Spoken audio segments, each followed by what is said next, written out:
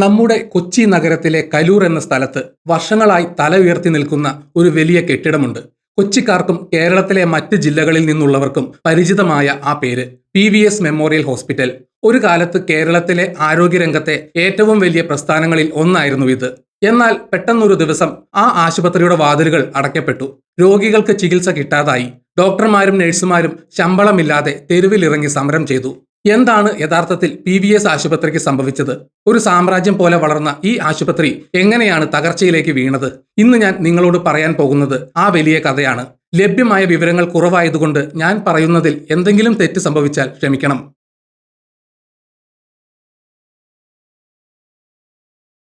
ഈ കഥ തുടങ്ങുന്നത് KTC ഗ്രൂപ്പ് എന്ന വലിയ ബിസിനസ് ഗ്രൂപ്പിൽ നിന്നാണ്. കേരളത്തിലെ പ്രശസ്തമായ ബിസിനസ് കുടുംബമാണ് അവരുടേത്. PV സ്വാമി എന്ന മഹാനായ വ്യവസായിയുടെ ഓർമ്മയ്ക്കായിട്ടാണ് ഈ ആശുപത്രി തുടങ്ങിയത്. അദ്ദേഹത്തിന്റെ മക്കളായ PV ചന്ദ്രൻ, PV ഗംഗാധരൻ എന്നിവരടങ്ങുന്ന കുടുംബമാണ് ഈ സംരംഭത്തിന് പിന്നിൽ ഉണ്ടായിരുന്നത്. ശ്രീ PV ഗംഗാധരൻ ഒരു സിനിമാ നിർമ്മാതാവ് കൂടിയായിരുന്നു. മാതൃഭൂമിയിലൂടെ പത്രമാധ്യമ രംഗത്തും KTCയിലൂടെ ലോജിസ്റ്റിക്സ് രംഗത്തും വലിയ വിജയം നേടിയ അവർക്ക് കൊച്ചിയിൽ ലോകോത്തര നിലവാരമുള്ള ഒരു ആശുപത്രി വേണം എന്ന ആഗ്രഹമുണ്ടായി. അങ്ങനെ 1990കളിൽ ഈ ആശുപത്രിയുടെ പ്രവർത്തനം വിപുലപ്പെട്ടു. കൊച്ചി നഗരത്തിന്റെ ഹൃദയഭാഗത്ത് കലൂർ എന്ന സ്ഥലത്ത് നോർത്ത് റെയിൽവേ സ്റ്റേഷൻ അടുത്ത് തന്നെയാണ് അവർ ഈ ആശുപത്രിക്ക് സ്ഥാനം കണ്ടത്. അത് വളരെ തന്ത്രപ്രധാനമായ ഒരു സ്ഥലമായിരുന്നു. PVS മെമ്മോറിയൽ ഹോസ്പിറ്റൽ തുടങ്ങിയ കാലത്ത് അത് വലിയൊരു അത്ഭുതമായിരുന്നു. അന്നത്തെ കാലത്ത് സൂപ്പർ സ്പെഷ്യാലിറ്റി സൗകര്യങ്ങൾ കുറവായിരുന്നു. എന്നാൽ PVS ആശുപത്രി അത് ജനങ്ങൾക്ക് നൽകി. പ്രത്യേകിച്ച് അവരുടെ ഗ്യാസ്ട്രോ എൻട്രോളജി വിഭാഗം, അതായത് ഉദരരോഗ ചികിത്സാ വിഭാഗം വളരെ പ്രശസ്തമായിരുന്നു. കേരളത്തിൽ അങ്ങോളം ഇങ്ങോളമുള്ള രോഗികൾ ഗുരുതരമായ ഉദരരോഗങ്ങൾക്ക് ചികിത്സ തേടി ഇവിടെ എത്തിയിരുന്നു. അതുപോലെ തന്നെയായിരുന്നു അവരുടെ നിയോനേറ്റോളജി വിഭാഗവും. നവജാത ശിശുക്കളുടെ ചികിത്സയിൽ അവർക്ക് വലിയ പേരുണ്ടായിരുന്നു. മികച്ച ഡോക്ടർമാർ, അനുഭവസമ്പത്തുള്ള നഴ്സുമാർ, ആധുനികമായ മെഡിക്കൽ എക്യുപ്മെന്റ്, ഇതെല്ലാം PVS ആശുപത്രിയുടെ പ്രത്യേകതയായിരുന്നു. കൊച്ചിയിലെ തന്നെ ഏറ്റവും തിരക്കുള്ള ആശുപത്രികളൊന്നായി ഇത് മാറി. രോഗികളെ കൊണ്ട് അവിടം എപ്പോഴും നിറഞ്ഞിരുന്നു. ആ കെട്ടിടം കൊച്ചിയുടെ ഒരു ലാൻഡ്മാർക്കായി മാറി. എന്നാൽ 2010ലേക്ക് കടന്നതോടെ കാര്യങ്ങൾ പതുക്കെ മാറാൻ തുടങ്ങി. പുറമേ നിന്ന് നോക്കുമ്പോൾ എല്ലാം ഭംഗിയായി തോന്നിയെങ്കിലും ഉള്ളിൽ സാമ്പത്തികമായ ചില വിള്ളലുകൾ വീണു തുടങ്ങിയിരുന്നു. ആശുപത്രിയുടെ മാനേജ്മെന്റ് ചില പ്രതിസന്ധികൾ നേരിട്ടു. ഏതൊരു ബിസിനസ്സും മുന്നോട്ടു പോകണമെങ്കിൽ കൃത്യമായ ഫിനാൻഷ്യൽ പ്ലാനിംഗ് അത്യാവശ്യമാണ്. എന്നാൽ ഇവിടെ വരുമാനത്തെക്കാൾ കൂടുതൽ ചെലവുകൾ ഉണ്ടായിരുന്നതായി പറയപ്പെടുന്നു. പല ബാങ്കുകളിൽ നിന്നും അവർ വായ്പകൾ എടുത്തിരുന്നു. Axis bank, south Indian bank തുടങ്ങി പല ബാങ്കുകളിൽ നിന്നും കോടിക്കണക്കിന് രൂപയുടെ ലോണുകൾ ആശുപത്രിക്കുണ്ടായിരുന്നു. 200 കോടിയോളമായിരുന്നു കടം. കാലം കടന്നുപോയി. കോർപ്പറേറ്റ് ആശുപത്രികൾ കൊച്ചിയിൽ പലയിടത്തും ഉയർന്നു വന്നു. മത്സരം കൂടി. എന്നാൽ PVS ആശുപത്രിക്ക് കാലത്തിനൊത്ത് മാറാൻ സാധിച്ചില്ലെന്നും പഴയ പ്രതാപം നിലനിർത്താൻ സാമ്പത്തികമായി കഴിഞ്ഞില്ലെന്നും റിപ്പോർട്ടുകൾ സൂചിപ്പിക്കുന്നു. 2018ലെ പ്രളയകാലം കേരളത്തിന് മൊത്തത്തിൽ വലിയ ആഘാതമായിരുന്നു. ഇതും ആശുപത്രിയുടെ സാമ്പത്തിക സ്ഥിതിയെ ബാധിച്ചിട്ടുണ്ടാകാം. 2019 ആയപ്പോഴേക്കും സ്ഥിതിഗതികൾ കൈവിട്ടു പോയി. ഇതാണ് ഈ കഥയിലെ ഏറ്റവും സങ്കടകരമായ ഭാഗം. ഒരു ദിവസം കൊണ്ട് സംഭവിച്ചതല്ല ഇത്. മാസങ്ങളോളം ഉള്ളിൽ പുകഞ്ഞുകൊണ്ടിരുന്ന പ്രശ്നങ്ങൾ ഒടുവിൽ പൊട്ടിത്തെറിക്കുകയായിരുന്നു.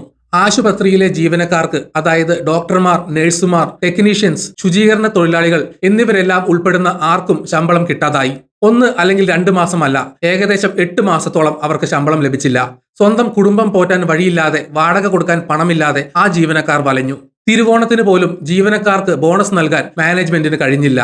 സഹികെട്ട ജീവനക്കാർ ഒടുവിൽ തെരുവിലിറങ്ങി.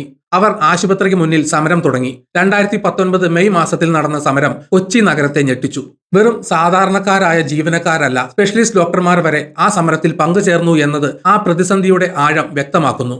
അവർ ആശുപത്രിക്ക് മുന്നിൽ ഒരു മനുഷ്യച്ചങ്ങല തീർത്തു. ഞങ്ങൾക്ക് ജീവിക്കണം, ശമ്പളം തരൂ എന്നതായിരുന്നു അവരുടെ ആവശ്യം. എന്നാൽ മാനേജ്മെന്റ് ഇതിനോട് വളരെ നിഷേധാത്മകമായാണ് പ്രതികരിച്ചത് എന്ന് വാർത്തകൾ വന്നു. ആശുപത്രിയുടെ പ്രവർത്തനം നിർത്താൻ മാനേജ്മെന്റ് തീരുമാനിച്ചു. ഇതിനായി അവർ ചെയ്ത കാര്യങ്ങൾ ക്രൂരമായിരുന്നു എന്ന് ജീവനക്കാർ ആരോപിച്ചു. ആശുപത്രിയിലെ ലിഫ്റ്റ് ഓഫാക്കി, ക്യാന്റീൻ അടച്ചുപൂട്ടി, ജീവനക്കാരെ മാനസികമായി തളർത്തി അവിടെ നിന്ന് ഒഴിവാക്കാനാണ് മാനേജ്മെന്റ് ശ്രമിച്ചതെന്ന് അന്ന് സമരക്കാർ മാധ്യമങ്ങളോട് പറഞ്ഞു. രോഗികളെ നിർബന്ധിതമായി ഡിസ്ചാർജ് ചെയ്യിപ്പിച്ചു. പുതിയ രോഗികളെ എടുക്കുന്നത് നിർത്തി.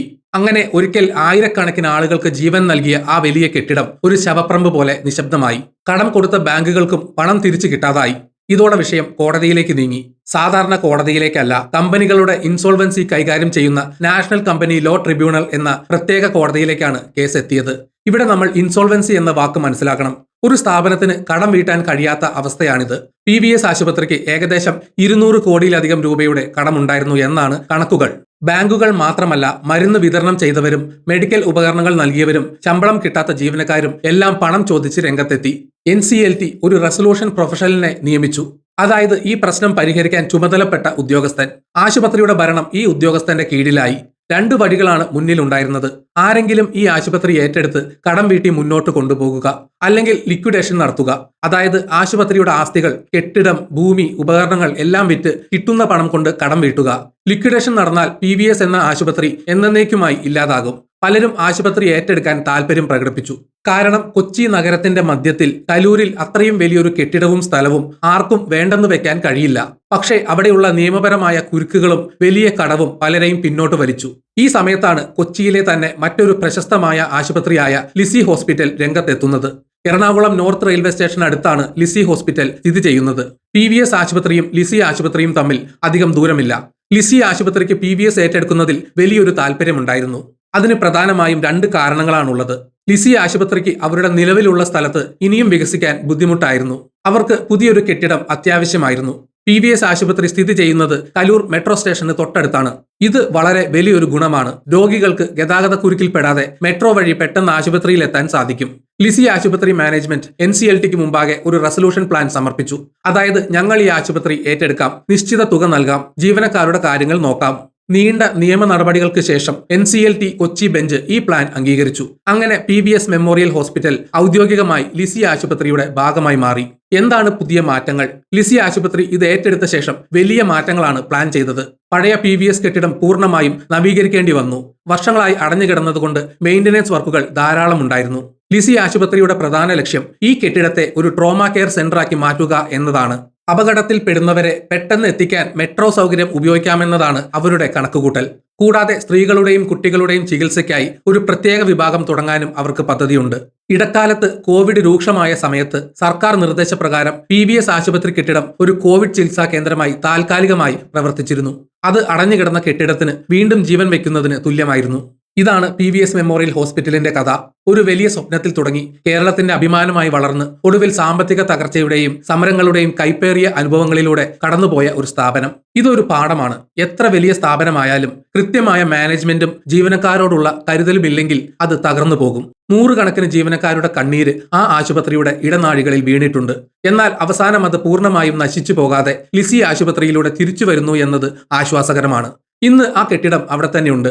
പഴയ പേരിലല്ലെങ്കിലും പുതിയ ഉടമസ്ഥരുടെ കീഴിൽ പുതിയ പ്രതീക്ഷകളോടെ അത് വീണ്ടും കൊച്ചിയുടെ ആരോഗ്യരംഗത്ത് സജീവമാകാൻ ഒരുങ്ങുന്നു. ആ പഴയ പ്രതാപം വീണ്ടെടുക്കാൻ അതിന് കഴിയട്ടെ എന്ന് നമുക്ക് ആശ്വസിക്കാം. വീഡിയോ കണ്ട എല്ലാവർക്കും നന്ദി.